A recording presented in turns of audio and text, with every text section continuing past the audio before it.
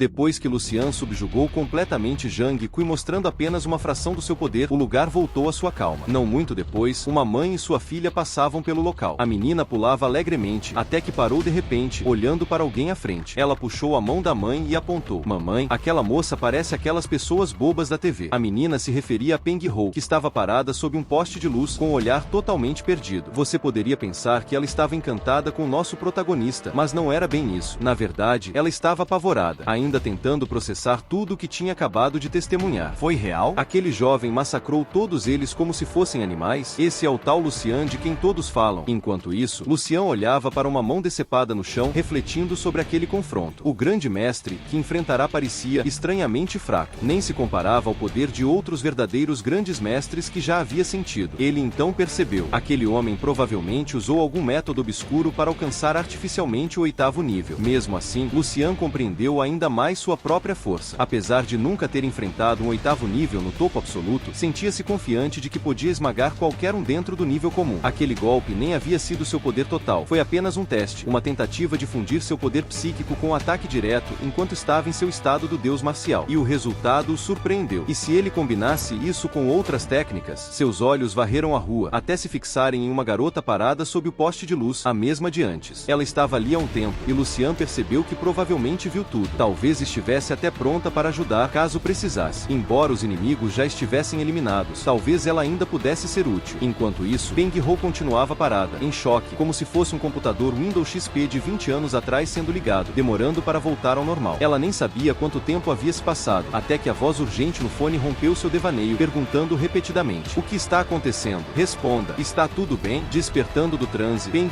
Ho respondeu rapidamente. Do outro lado da linha, a pessoa suspirou de alívio, e então perguntou: você chegou na casa de Lucian? Como estão as coisas? Peng Ho hesitou. Ela então descreveu a situação com uma única palavra: desastrosa. Do outro lado da linha, houve silêncio por alguns segundos, até que a pessoa suspirou e tentou consolá-la, dizendo que não havia o que fazer, afinal, o inimigo era um grande mestre do 8º nível. Em seguida, deram a ordem para que Peng Ho ajudasse a enterrar Lucian e sua família. Ficou claro que a pessoa do outro lado havia interpretado tudo errado. Peng Ho não sabia nem como começar a explicar o que estava diante de seus olhos. Os corpos no chão não estavam nem inteiros. Eram irreconhecíveis como humanos. E Zhang Kui nem mesmo deixou um cadáver para trás. Ela corrigiu a pessoa, dizendo que quem havia sofrido a catástrofe foi a Jidao, e descreveu como Lucian havia massacrado todos eles em apenas 4 respirações. O silêncio voltou à linha. De repente, Peng Ho olhou para cima e seus olhos se arregalaram. Lucian estava olhando diretamente para ela, como se tentasse dizer algo. Ela leu os movimentos de seus lábios e seguiu a direção para onde ele apontava. Parecia estar pedindo que ela cuidasse da área, e depois ajudasse na limpeza na 7ª Universidade Marcial Divina. Do outro lado da ligação, Alberg desligou o telefone, mal conseguindo acreditar no que acabará de ouvir. Enquanto isso, o mestre marcial Tanjiro observava pela janela. Ele havia escutado toda a conversa entre Peng Ho e Alberg. Seus olhos pareciam distantes, como se estivesse em profunda contemplação. Acariciando a barba com um leve sorriso, ele murmurou: Lucian, você está se tornando cada vez mais interessante. 3 dias se passaram rapidamente. Durante esse tempo, ninguém incomodou Lucian. Inesperadamente, seu telefone tocou. Era Alberg, ligando para transmitir uma mensagem do mestre marcial Tanjiro. A escola marcial Jidao não iria mais incomodar Lucian. Lucian ficou um pouco surpreso e perguntou se o próprio mestre havia interferido. Alberg também não sabia os detalhes, mas pela sua experiência com o mestre marcial, já era um milagre alguém ter sido enviado para ajudar. A conversa entre os dois continuou, agora tratando do diploma de Lucian e assuntos relacionados à formatura. Alberg também incentivou Lucian a ir até a Associação Marcial da capital para certificar oficialmente seu status como grande mestre, pois era uma honra de prestígio. Mas Lucian não parecia muito interessado nisso no momento. Respondeu que cuidaria disso quando surgisse a oportunidade. A conversa logo terminou. Somente depois disso, Lucian percebeu que a garota que aparecerá alguns dias atrás não era faxineira, nem havia sido enviada por Alberg. Na verdade, ela pertencia à facção sob comando direto do mestre marcial Tanjiro. O que mais o surpreendeu foi que a escola marcial Jidao havia deixado tudo passar. Considerando que um 8º nível havia sido morto, ele esperava uma represália violenta. Mas se o que Alberg disse era verdade, era melhor assim, pois Lucian odiava a confusão. Não demorou muito até que o general Yu ligasse. Ao atender, Lucian descobriu que o próprio general havia negociado a trégua com a escola Jidao. O exército havia entrado em cena para proteger Lucian. O general expressou alívio e surpresa ao saber que Lucian havia derrotado tantos grandes mestres, incluindo um grande mestre de 8º nível. Dando uma gargalhada, ele ainda brincou: lembra quando te dei aquele tapinha nas costas? Não guarda rancor, hein? Lucian Lucian não esperava que a notícia tivesse chegado ao exército tão rápido. O general, rindo, explicou: nada escapa dos ouvidos do exército. Mas então o tom mudou. Lucian ficou sério. Ele disse que Zhang Kui e as sombras provavelmente usaram alguma técnica proibida para aumentar artificialmente o nível de energia sanguínea, o que tornava seus poderes mais fracos do que pareciam. Ele também reconheceu que o exército deve ter pago um alto preço para conseguir o acordo. O general parou de rir. Seu rosto ficou sério. Após uma breve pausa, garantiu a Lucian: sim, houve concessões, mas não tantas quanto você imagina. Não carregue esse fardo. Então revelou algo importante. A nação tinha apenas 3 mestres marciais e nenhum deles estava nas forças armadas. A mensagem era clara. O exército precisava desesperadamente de um mestre marcial entre os seus. Lucian, num raro momento de leveza, brincou: pode ficar tranquilo. Quando eu virar mestre marcial, vou te promover. O general engasgou e tossiu violentamente, pego totalmente de surpresa com a piada. Eles trocaram mais algumas palavras antes de encerrar a ligação. Lucian sorriu. Ele havia se preparado para o pior, mas o desfecho foi inesperadamente favorável. Pela primeira vez, sentiu que o exército o aceitava de verdade. Isso era ótimo, pois ele já havia decidido ir para a linha de frente. As palavras de um velho poema ecoaram em sua mente. Talvez lutar na linha de frente seja a forma mais pura do romance masculino. Lucian então se lembrou de um pergaminho que havia caído de Zhang Kui há alguns dias. Na época, ele mal prestou atenção e jogou de lado para ir jantar. Agora, pegou o pergaminho e leu a primeira linha.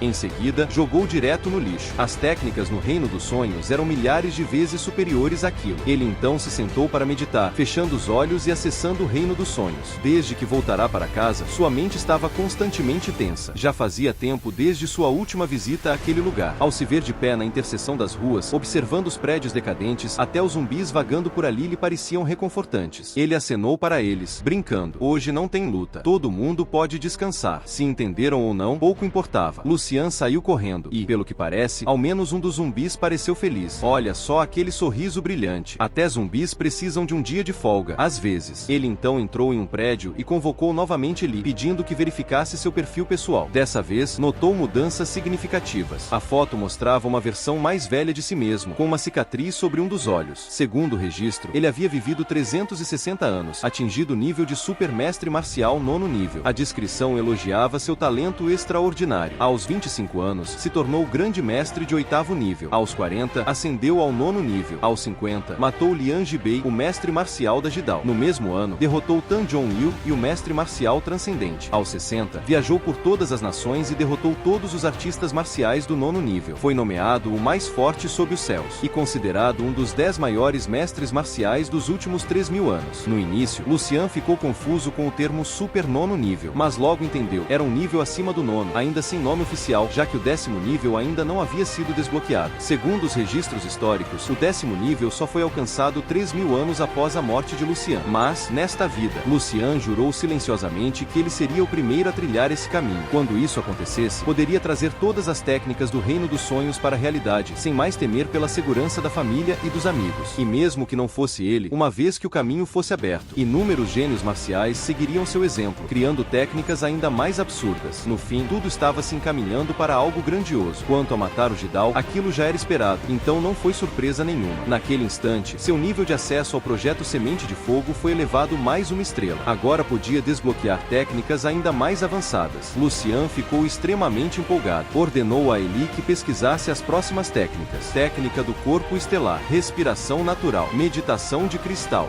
E parece que nosso garoto esqueceu de checar a lista de esposas hoje. Vamos lembrar ele da próxima vez. Em um mundo onde o poder dita quem vive e quem morre, Lucian não apenas sobrevive, ele reescreve as regras. Enquanto impérios se curvam, mestres caem e lendas são apagadas da história. Um único nome começa a ecoar entre os pilares da eternidade: Lucian. E se hoje ele é apenas um jovem grande master, amanhã ele será o nome por trás do 10º nível, o deus marcial que trilhou um caminho onde ninguém jamais ousou pisar. E o mais assustador, essa jornada ainda está só começando.